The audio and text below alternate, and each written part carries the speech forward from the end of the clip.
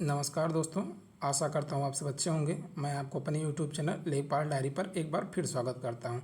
साथियों, आज जिस महत्वपूर्ण टॉपिक के ऊपर हमारा ये वीडियो है उसमें हम देखेंगे कि पंडित दीनदयाल उपाध्याय राज्य कर्मचारी कैशलेस चिकित्सा योजना के अंतर्गत किस प्रकार से ऑनलाइन आवेदन करना है।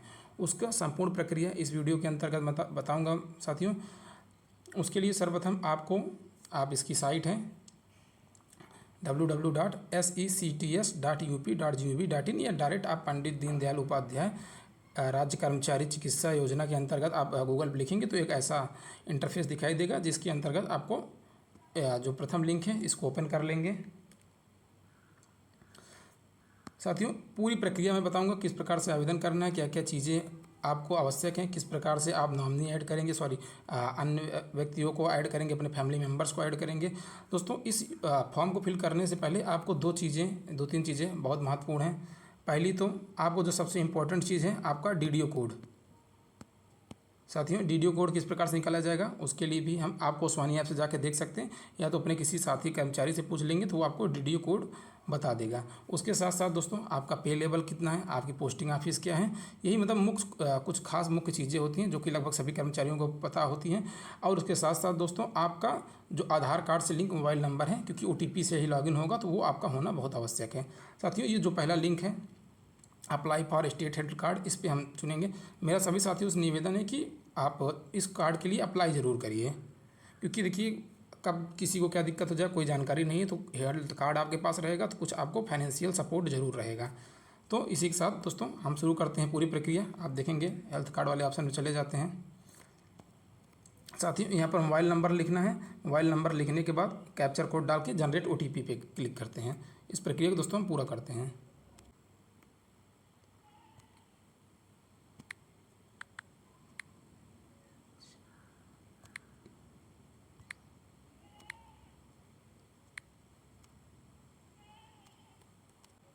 साथियों, आप देखेंगे जब आप OTP अपना फिल कर लेंगे, आपका OTP से ओपन हो जाएगा मोबाइल नंबर डालने के बाद, आप देखेंगे आपको ये दिया है कि कृपया पूरा फॉर्म केवल अंग्रेजी भाषा में भरें, अंग्रेजी के अतिरिक्त अन्य किसी भाषा में आवेदन किया गया अस्वीकार होगा। चिन्हित जो स्टार्ट हैं उसको फिल करना आवश्यक है, और कृपया 7वें वेतन आयोग के अनुसार पे बैंड का चयन करें। ठीक साथियों, तो एक काम महत्वपूर्ण आपका गाइडलाइंस थी, इसको हमको फॉलो करते हैं, क्लोज करते हैं। साथियों, अब इसमें देखेंगे सर्वप्रथम आप कर्मचारी हैं या पेंशनर, तो इसको हम सिलेक्ट करते हैं, हम एम्प्लॉय हैं। ठीक साथियों, एम्प्लॉय हो गया। उसके बाद आप यहाँ पर चलेंगे, आप अपना विभाग का नाम करेंगे। दोस्तों, हमारा रेवेन्यू डिपार्टमेंट है, तो नीचे चले जाते हैं तो देखेंगे रेवेन्यू डिपार्टमेंट, तो यहाँ पर डायरेक्ट हम रेवेन्यू वाले ऑप्शन चले जाते हैं। साथियों, आपके जनपद डिस्ट्रिक्ट, आपका डिस्ट्रिक्ट कौन सा है जिसमें आप वर्किंग है। साथियों, ये महत्वपूर्ण देखेंगे कि आपका वर्किंग डिस्ट्रिक्ट की बात कर रहा है, ना कि आपकी होम डिस्ट्रिक्ट की बात कर रहा है। तो जिस डिस्ट्रिक्ट में है आपका, आपको लिख लेना है। उसके बाद दोस्तों, आपका डीडीओ कोड, हमारे यहाँ देखेंगे दोस्तों डीडीओ कोड जो है आपका 4217 हमारा डीडीओ कोड है। 4 अंकों का डीडीओ कोड होता है। साथियों, उसके बारे में अगर आप नहीं समझ पाएंगे तो मैं एक डेडिकेटेड वीडियो बना दूंगा, जिसके माध्यम से साथियों आप डीडीओ कोड की जानकारी ले सकते हैं। आप साथियों यहाँ पर पद नेम पे चलेंगे, तो हमारा है रेवेन्यू लेखपाल।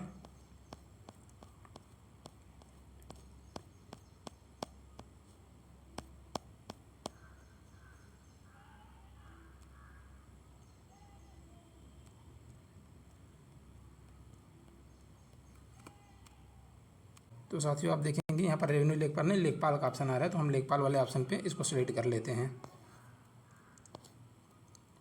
ठीक से दोस्तों, अगर आप कह रहे हैं अगर इसमें ऑप्शन नहीं आ रहा तो आप अदर करके आप लिख सकते हैं। ठीक साथियों, अब 7वें वेतन आयोग के अनुसार हम अपना जो आपका पे आयोग है, 7वें पे लेवल है, उसको हम पे बैंड उसको सिलेक्ट करते हैं। तो दोस्तों, जो आपकी लेखपाल की जॉब होती है वो लेवल 3 की जॉब होती है। लेवल 3 पे हम चले जाएंगे। पे बैंड 5200 से 20,200। आप देखेंगे कार्यालय का नाम, आप कार्यालय जो है हमारा, तो हम आपको लिख देंगे उप जिलाधिकारी कार्यालय, जहाँ आपकी पोस्टिंग है।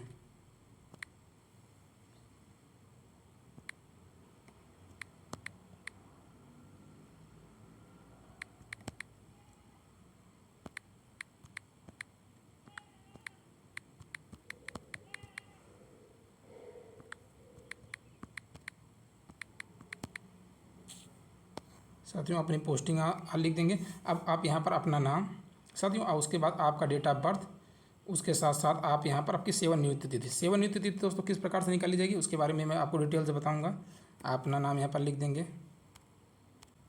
साथियों आप देखेंगे यहाँ पर आप अपना डेट ऑफ बर्थ लिखेंगे और सेवानिवृत्ति तिथि आपका जो डेट ऑफ बर्थ होगा उसी की लास्ट तारीख, उस मंथ की लास्ट तारीख ही आपका सेवानिवृत्ति तारीख ही होगी।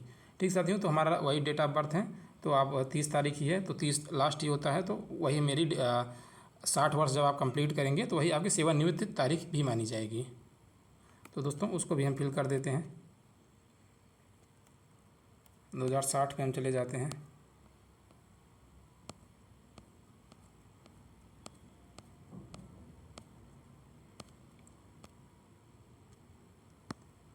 और आपका नवंबर।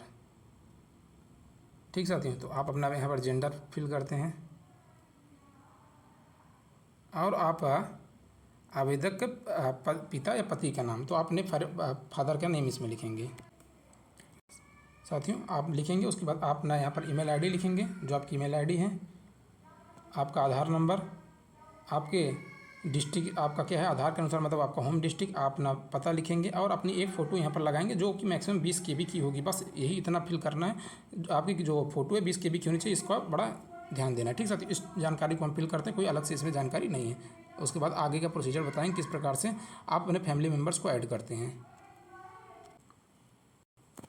साथियों देखेंगे सब कुछ जैसे मैंने आपको बताया, मैंने इसको अपलोड कर दिया गया, फ़ोटो भी और सारे पर्सनल डिटेल्स को भी फिल कर दिया। आप देखेंगे यहाँ पर जो टिक्स हैं इसको हम टिक कर देंगे और आपका जो वेरिफिकेशन कोड है इसको हम लिख देंगे।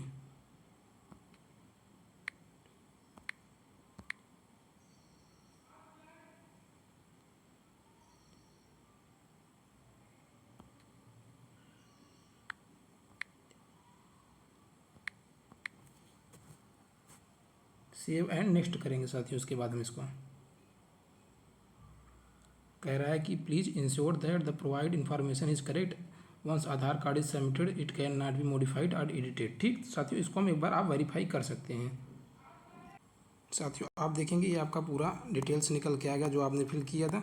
अब आप यहाँ पर कह रहा है कि एप्लीकेशन एडिट करना चाहते हैं या do you want to add dependent, तो यस हम डिपेंडेंट्स इसको ऐड करना चाहते हैं, तो यस करेंगे एंड सेव एंड नेक्स्ट पे चले जाएंगे।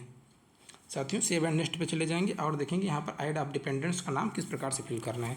साथियों डिपेंडेंट्स का नाम फिल करना है, उनका आधार कार्ड नंबर डालना और उनकी एक पासपोर्ट साइज 20 KB वाली फ़ोटो चाहिए होगी। ठीक साथियों, तो आप देखिए उसी सेम प्रकार से डिपेंडेंट का नाम आप father spouse name, date of birth, Aadhaar number, relation with employee and pensioner, employee status, आप इसको एम्प्लॉय स्टेटस में दोस्तों अनएम्प्लॉयड कर देंगे और मंथली इनकम में आपको इसको 0 कर देंगे।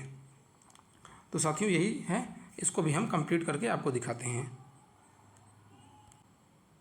तो साथियों देखेंगे इसी प्रकार से आप डिपेंडेंट्स का नाम और उसके बाद आप हस्बैंड का name, date of birth, Aadhaar card number और रिलेशन विथ आपका एम्प्लॉय पेंशनर, उसके बाद एम्प्लॉयमेंट स्टेटस, मंथली इनकम और जेंडर और मैरिटल स्टेटस और हैंडीकैप नो है तो नो कर देंगे, तो ये अपने आप कट जाएगा ऑप्शन। उसके बाद यहाँ पर पिक्चर एक अपलोड कर देंगे 20 KB तक, बस साथियों। उसके बाद यहाँ पर ऐड डिपेंडेंट्स कर देंगे।